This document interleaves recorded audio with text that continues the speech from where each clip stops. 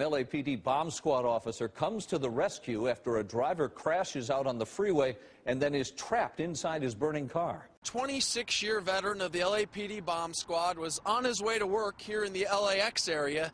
Luckily for the victim, he was scheduled to work Christmas.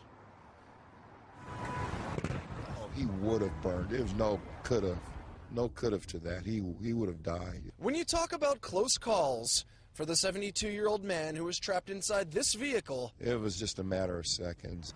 It probably doesn't get any closer. Another 10, 15 seconds, there just would have been too much fire for just about anybody to just go in and just deal with that. Luckily for him, veteran LAPD bomb squad officer Don Thompson was on his way to work when he saw the man's black Mercedes lose control and crash into the center divider at the 405 and Ventura Boulevard. So I reached in there and I fumbled a bit more, and thank goodness I found that button and popped the belt and grabbed him and pulled him out. At the same time, an LA Fire battalion chief was driving by and was able to make a direct call to the communications center, which saved valuable time. To be able to help to immediate patient assessment and get other resources on scene a lot quicker, because he happens to be the commander of the dispatch center and called them directly to do so. The driver was taken to a local hospital, only complaining of neck and shoulder pain. I got some here. I got some first degree on the arm.